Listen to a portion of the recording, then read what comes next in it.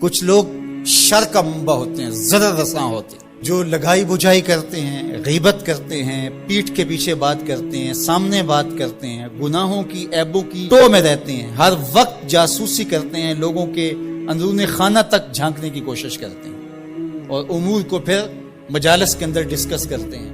اب تو یہ سوشل میڈیا آ گیا، لوگوں کے گھروں کی چیزیں لے کر کے لوگ وہاں ڈال کے بلیک میل بھی کر رہے ہوتے ہیں۔ تو اللہ تعالیٰ جل شانہ نے اس معاشرتی معاملات کو لوگوں کے سامنے رکھا تو کتنے سخت لفظوں کے ساتھ ویل خرابی ہے لکل ہمزۃ لمزہ، سامنے عیب جوئی کرنے والے، لوگوں کی آراز سے کھیلنے والے، لوگوں کی عزتوں سے کھلواڑ کرنے والے، تانا زنی کرنے والے اور لوگوں کے معاملات کے اندر دخل اندازی کرنے والے اور لوگوں کے معاملات کو ٹٹولنے والے اور جو ہے وہ لوگوں کی تذلیل کرنے والے، ان لوگوں کے لیے خرابی ہے۔ اور اس کے ساتھ جوڑ کے ایک دوسری چیز بیان فرمائی، الذی جمع مالا وعددا، اور وہ لوگ جو مال جمع کرتے رہتے ہیں اور اس کو گنتے رہتے ہیں۔ جمع کے ساتھ عددا کا لفظ استعمال ہوا۔ خالی جمع یہ انسان کی فطرت ہے کہ وہ تھوڑا بہت جمع کر رکھتا ہے، سیونگ کرتا ہے تھوڑی بہت، چلو کسی مشکل وقت کام آ جائے۔ بیٹیوں کی شادی، بیٹوں کی شادیاں، گھر بنانا، یہ وہ ماجرے، یہ شریعت میں نامحمود نہیں ہے۔ اگر مال جمع کرنا برا ہوتا تو پھر زکوٰۃ ہی نہ ہوتی۔ زکوٰۃ اسی لیے ہے کہ مال سال بھر جمع رہا ہے تو اس پر زکوٰۃ ہوا۔ تو خالی جمع قابل مذمت نہیں ہے، اگر اس کی زکوٰۃ دی جائے اور اس مال کے فتنے میں مبتلا نہیں بندہ ہوتا تو پھر کوئی حرج نہیں ہے۔ لیکن عددا کا لفظ بتا رہا ہے کہ یہ مال کی محبت اتنی غالب ہو گئی کہ وہ مال جمع کرتا ہے اور اس کو بار بار گنتا ہے، اس کی محبت میں فریفتہ ہو گیا، بار بار اس لیے گن گن کے رکھ رہا ہے، اتنے ہو گئے، اب اتنے ہو گئے، اب اتنے ہو گئے، اور اس مال کی زکوٰۃ بھی نہیں دیتا، اس مال کا حق بھی ادا نہیں کرتا اور اس کو مال کو جمع کرتا ہے۔ اور اس کی زندگی کا مطمع نظر یہ ہو کہ پیسے کمانے ہیں۔ ابن آدم کہتا ہے مالی مالی مالی، میرا مال میرا مال میرا مال۔ فرمایا اس کا مال وہ ہے جو اس نے پہنا اور پرانا کر دیا، کھایا اور ضائع کر دیا۔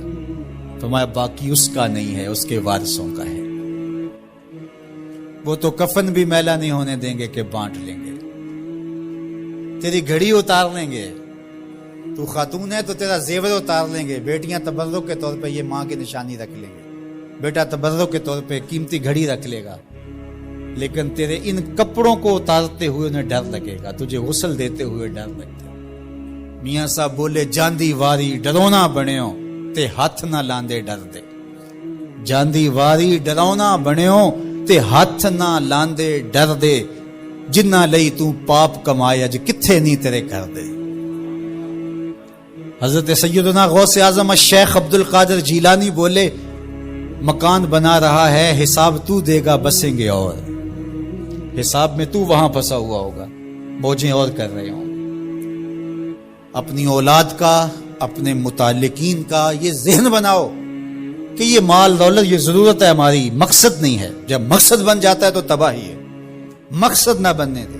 یحسب ان مالہ اخلد، وہ گمان کرتے ہیں کہ ان کا مال ان کو لافانی بنا دیتا ہے، ان کو دائمی کر دے گا، ان کا کچھ نہیں بگاڑ سکے گا۔ پیسہ قاضی الحاجات ہے، ہر دکھ اور درد کا مداوا ہے۔ آپ جواب سنیے، کلا، قرآن مجید کے اس لفظ میں اتنا زور ہے گویا جس طرح کوڑا برس رہا ہے۔ کلا، ایسا ہرگز نہیں، لَيُنبَذَنَّ فِي الْحُطَمَةِ، ہم اس کو پکڑ کے حطمہ میں ڈال دیں گے۔ پھر خود فرمایا وَمَا أَدْرَاكَ مَا الْحُطَمَةُ، تمہیں پتا ہے کہ حطمہ کیا ہے؟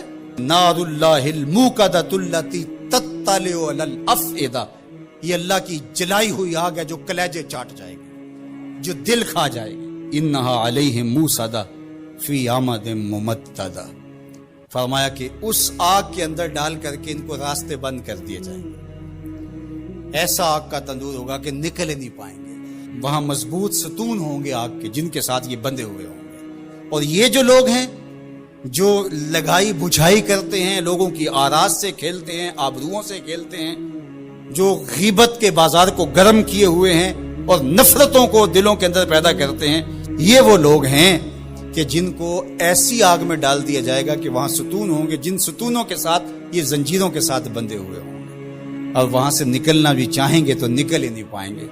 اور اس آگ میں جلتے رہیں گے۔